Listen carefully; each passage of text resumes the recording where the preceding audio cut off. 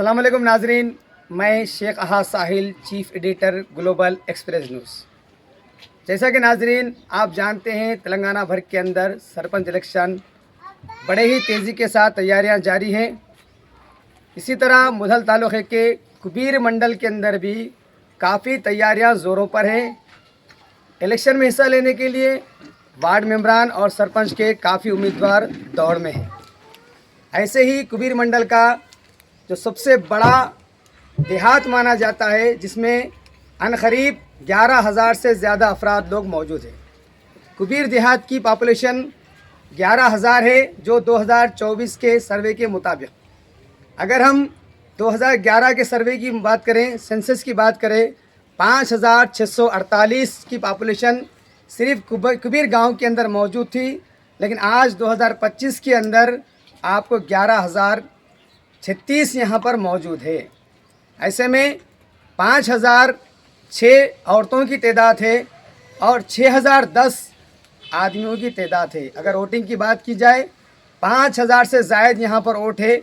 तमाम तबके के लोग, जिसमें मुस्लिम, हिंदू, माला, मादिगा, ऐसे तमाम मज़ाहिब के मानने वालों के 5,000 से ज़्यादा यहाँ पर वोट मौजूद है। जिसके अंदर कई लोगों ने सरपंच का दावा पेश करने के लिए उम्मीदवारों की हैसियत रख रहे हैं। तो यहाँ पर जुमला 14 वार्ड है। आज हम यहाँ पर आए हैं, कुबीर को पहुँचे हैं कि यहाँ के उम्मीदवारों, यहाँ के सरपंच का दावा पेश करने वालों की ख्यालात क्या है, वो यहाँ पर क्या करना चाहते हैं डेवलपमेंट। नाजरीन, अगर हम कुबीर के अंदर ज़िंदगी गुजारने वाले अवाम की बात की जाए, तो यहाँ पर बताते चलें कि हिंदू मुस्लिम तमाम तबके के अंदर 70% से ज़्यादा लोग गरीबी रेखा के नीचे हैं, परेशानियों का सामना कर रहे हैं, बेरोज़गार है। कोई ऑटो चलाता है तो कोई जीप चलाता है, कोई खेत में काम करके ज़िंदगी गुजार रहा है। इन 70% लोगों के बच्चे तालीम से महरूम हैं।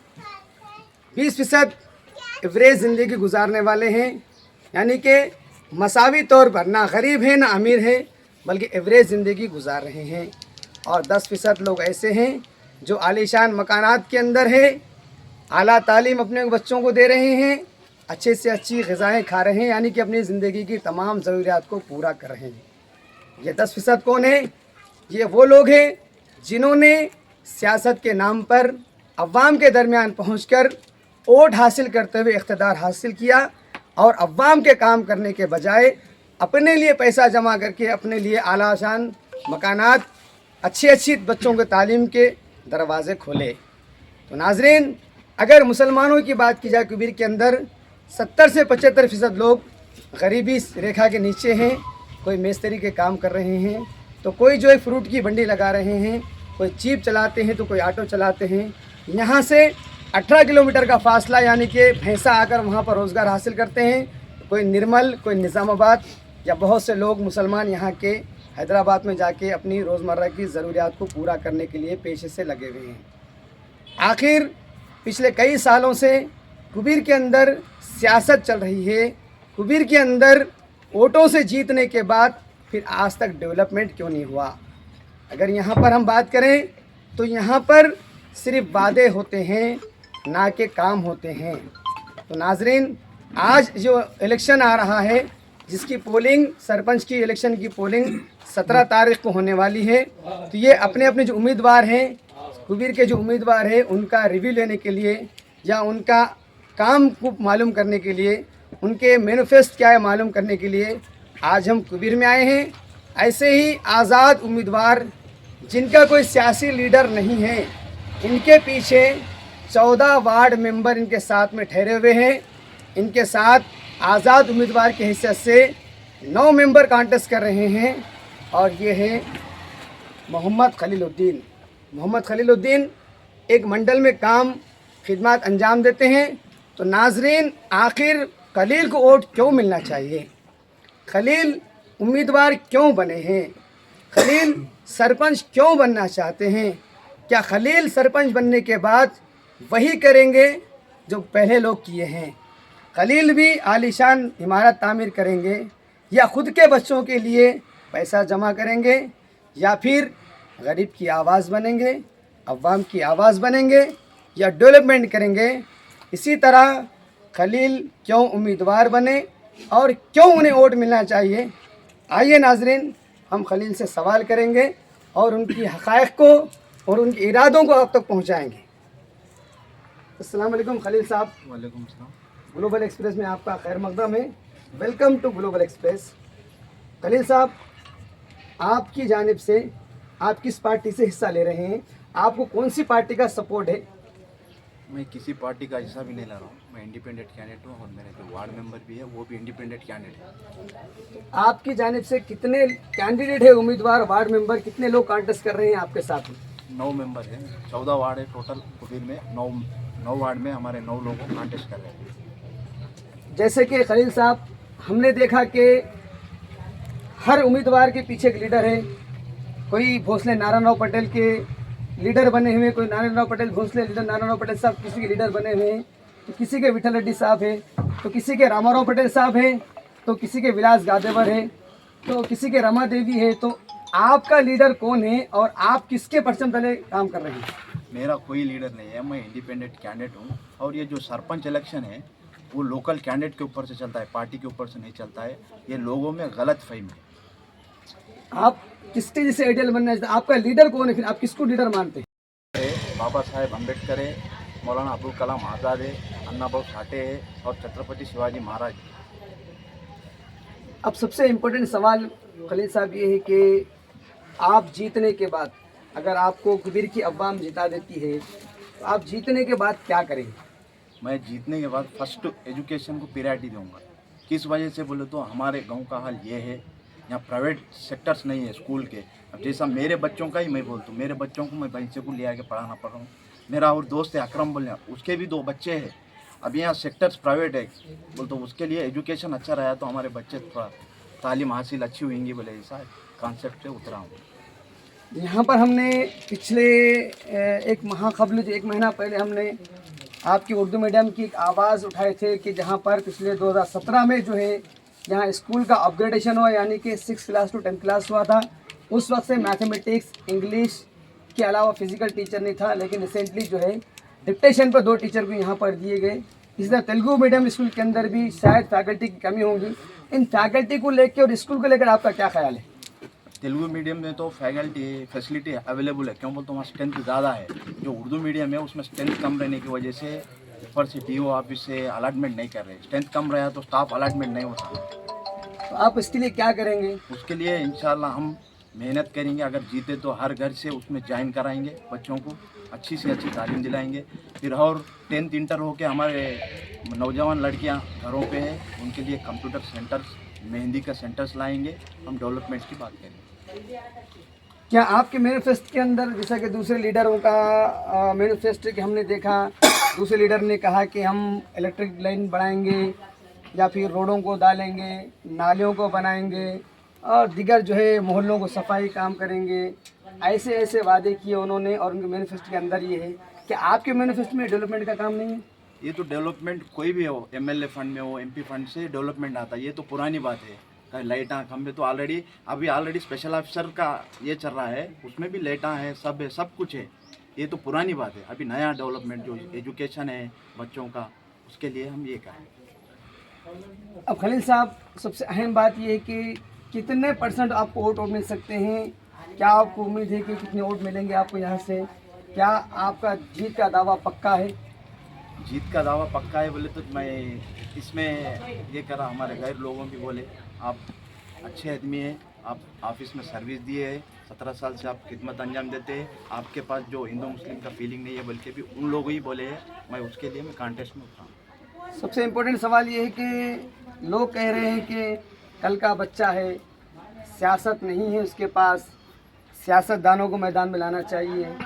तो क्या सियासतदान ही सियासत कर सकते, या आप अगर नए होने से, क्या नए आदमी होने से, सियासत में नहीं रहने से क्या आप मसाइल को हल कर सकते? ये लोकल इलेक्शन है, इसको सियासत के ऊपर से नहीं जीता जाता, इसको सिर्फ कैंडिडेट के नेचर के ऊपर से जीता जाता है।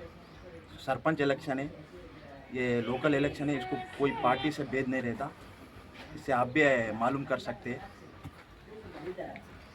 यहाँ पर और एक सवाल ये है कि आपकी जानिब से 9 कैंडिडेट हिस्सा ले रहे हैं, उम्मीदवार आज़ाद से आपके साथ में ठहरे हुए खांधे से खांधा लगाकर, क्या आप पैगाम देना चाहेंगे अवाम को, कि आप क्या बोलना चाहेंगे कुबीर की अवाम को, किस तरीके से आप वोट मांगना चाहेंगे?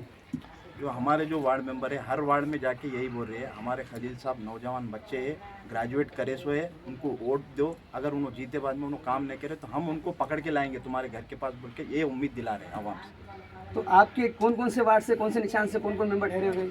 1 नंबर वार्ड से उमड़े सुनील बल के है, 2 नंबर वार्ड से स्वाति है, 3 नंबर वार्ड से राधा है, फिर 4 नंबर वार्ड से शेख इरफान है, फिर 7 नंबर वार्ड से सिंध सरस्वती बाई है, फिर 10 नंबर वार्ड से जब्बार साहब है, फिर 11 से हमारे अहमद है, फिर 12 से हमारे ईसा खान है, 13 से हमारे मुज्जू बेगम। आपका निशान पर्स से, पर्स है उसकी। आपका निशान पर्स से। सरपंच के लिए उम्मीदवारों के निशान अलग अलग होंगे, तो ये पर्स खवातीन के लिए काफ़ी अहम माना जाता है, लेडीज़ के लिए। तो जिस तरीके से ये पर्स हमेशा लेडीज़ के साथ होता है, लेडीज़ के लिए इम्पोर्टेंट होता है, पसंदीदा होता है, हमेशा वो उनके साथ लगा होता है, उनके खानों से लगा होता है, क्या लेडीज़ भी आपको पर्स की तरह अहमियत देंगी, आपको उम्मीद है? इंशाल्लाह मेरे को 100% उम्मीद है, क्यों बोल तो मेरा सिंबल भी आना एक अल्लाह की तरफ से एक जीत की हासिल करने के लिए ये सिंबल है। तो नाजरीन, जैसा कि आपने देखा कि खलील उद्दीन के हौसले बुलंद हैं, यहाँ पर कई कैंडिडेट मैदान में हैं, लेकिन खलील उद्दीन ने जो मैनिफेस्ट की बात की, अपने अज़ाइम को रखा, अपने इरादों को रखा, काफ़ी बेहतरीन है। यहाँ पर समझने की ज़रूरत है अवाम को। इन्होंने एक एक बात काफ़ी बेहतरीन की जो अवाम के लिए ज़रूरी है। इन्होंने एजुकेशन पर कंसंट्रेट करने की बात की, एजुकेशन को डेवलपमेंट करने की बात की, इन्होंने बेरोज़गार हटाने की बात की। इन्होंने कहा कि कंप्यूटर ट्रेनिंग सेंटर लगाएंगे और कंप्यूटर ट्रेनिंग सेंटर के ज़रिए इन्होंने जॉब क्रिएट करेंगे, और डिस्ट्रिक्ट में पूरा फिर के जो है, जैसे कॉटन मार्केट होते हैं, सुपर मार्केट होते हैं या बड़े बड़े मॉल्स होते हैं, वहाँ पर बच्चों को कंप्यूटर की ट्रेनिंग दिलाने के बाद जॉब्स रोज़गार से लगाएंगे। इसके अलावा इन्होंने ख़वातीन लड़कियों के लिए भी कहा कि tailoring centre, mehndi design centre लगाकर इनको जो है ख़ुद अपने पैरों पर ठहरने की मुकम्मल तौर पर सहूलियात फराहम करेंगे। नाज़रीन, हमने इनसे सवाल किया कि क्या आपकी नज़र में रोड, नालियाँ, बिजली इम्पोर्टेंट नहीं है, डेवलपमेंट नहीं है? तो इन्होंने उसको सेकेंडरी बताया। उन्होंने कहा कि ये रोड, सड़कें, नालियाँ, बिजली ये तो स्पेशल ऑफिसर भी कर सकता है, एमएलए फंड का होता है, इसके लिए कोई ताकत की ज़रूरत नहीं है।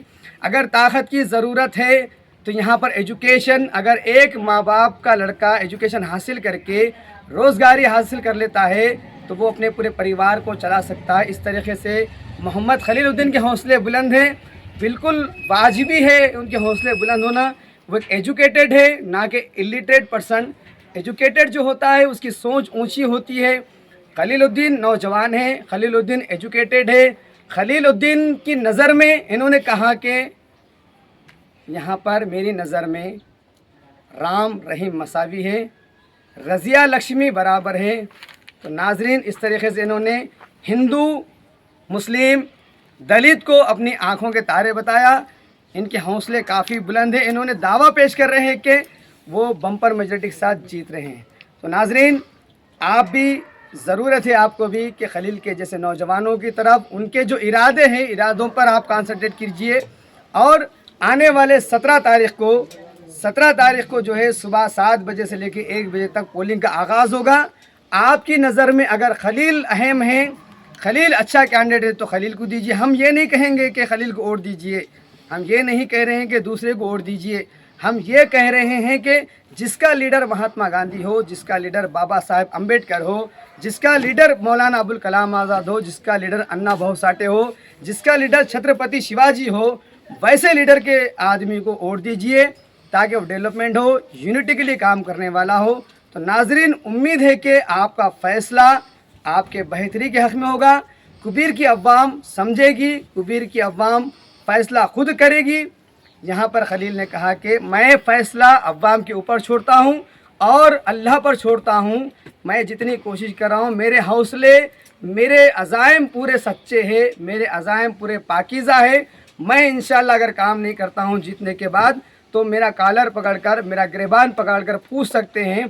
बस एक मर्तबा मुझे मौका दीजिए, दूसरी बार मैं आपके दरमियान में कभी वोट मांगने के लिए नहीं आऊँगा अगर मुझे जीत के बाद अगर मैं आपके काम नहीं करता हूँ। तो नाजरीन, हम तो सिर्फ यही कहेंगे, वोट आपका है, जमहूरियत आपकी है, किसी के दबाव में आए बिना, किसी के डरे बिना आप 17 तारीख को सुबह 6 बजे से वोट की तैयारी करें और आपको जो उम्मीदवार पसंद आए उसको वोट डालें। हम फिर बहुत जल्द कबीर के मसाइल को लेकर, उम्मीदवारों के दावों को लेकर आपके दरमियान हाजिर होंगे। तब तक के लिए हमें दीजिए इजाज़त। अल्लाह हाफिज़।